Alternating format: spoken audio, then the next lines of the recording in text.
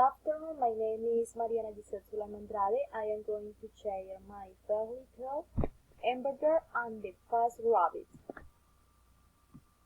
Once upon a time there was a little girl called Hamburger. She was on the way to see her good friend Patrick Lorry when she decided to take a shortcut through Hamburger Forest.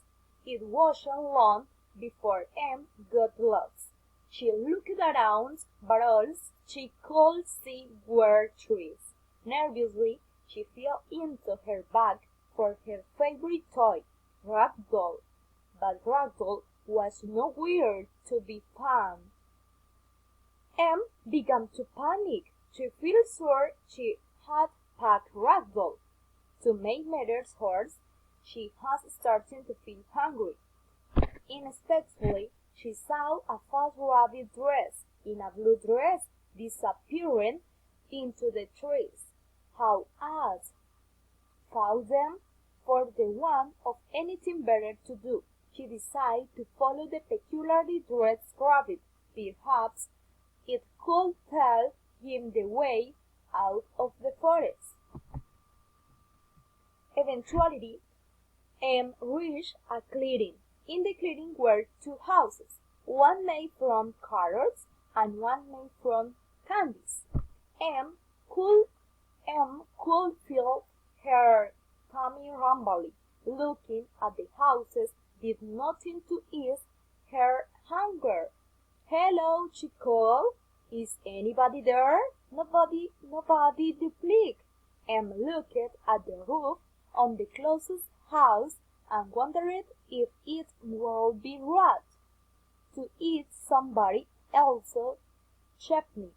Obviously, it would be impolite to eat a whole house, but perhaps it would be considered acceptable to nibble the odd feature or lick the odd feeding in a time of need.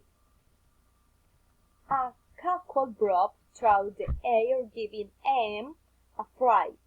A witch jumped into the space in front of the houses. She was carrying a cage. In that cage was Ragdoll. Ragdoll saw Em. She turned to the witch. "That's my toy." The witch just shrugged. "Give the Ragdoll back," cried Em. "Not on your neck," said the witch. "At least let Ragdoll out of the cage."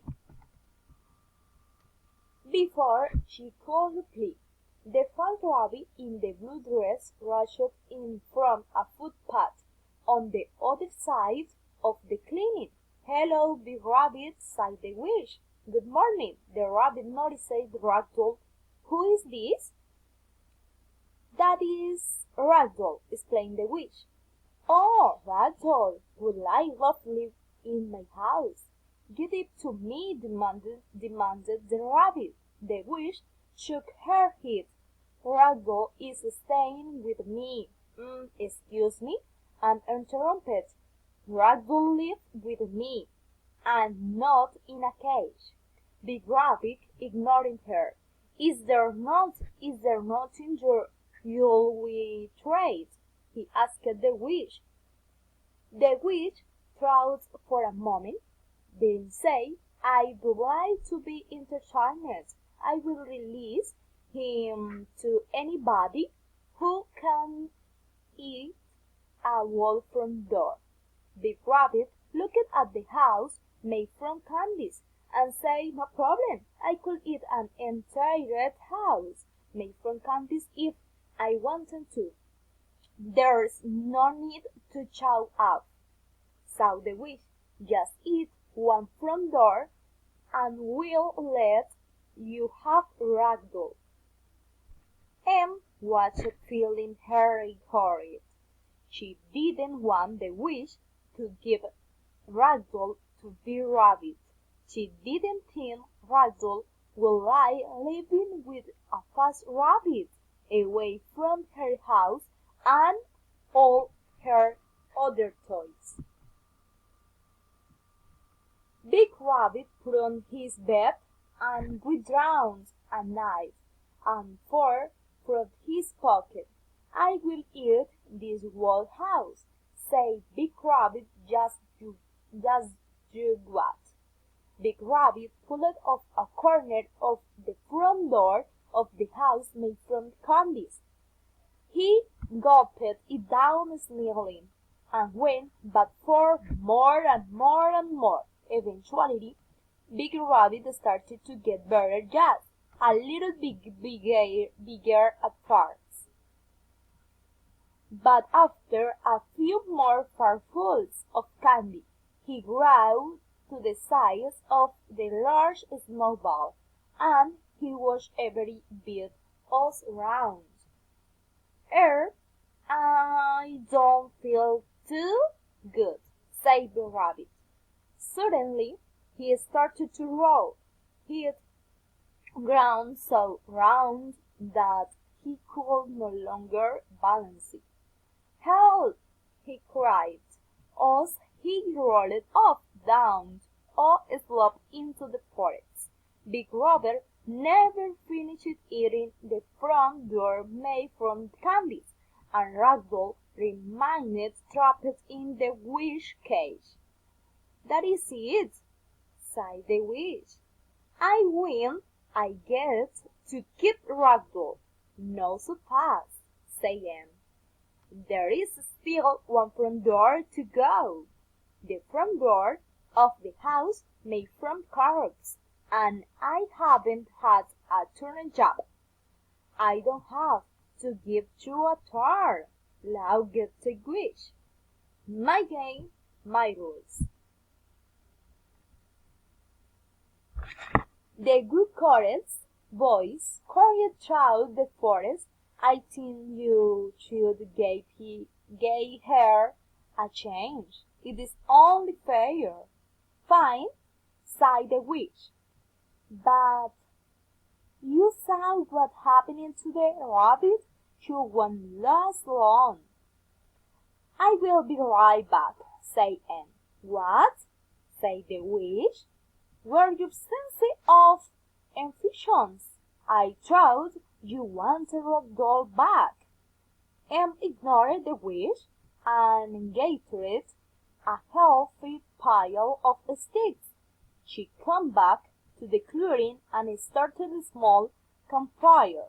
Careful, she brought up a piece of the door of the house made from carrots and toasted it over at the fire. Once it had cooked and cooled just a little, she took a bite. She quickly divided the whole piece. Em sat down on a nearby lawn. "You failed," cackled the witch. "You were supposed to eat the whole door." "I haven't finished," explained Em. "I am just waiting for my foot to go down." When Em's foot had digested, she broke off another piece of the door made from carrots. Once more, she toasted her foot over the fire and waited for it to cool just a little. She ate it leisurely pace, then waited for it to digest. Eventually, after several sittings, Em washed down to the final piece of the door made from carrots. Careful, she toasted it and allowed it to cool just a little. She finishes her final course. Had eaten the entire front door of the house made from carrots. The witch stamped her foot angrily. "You must have tricked me," she said. "I don't reward cheating." "I don't think so," said a voice. It was the good chorus. He walked back into the clearing, carrying his axe. This little girl won fair and square. Now hand over Ragdoll, or I will crop your broomstick in half. The witch looked horrified. She grabbed her broomstick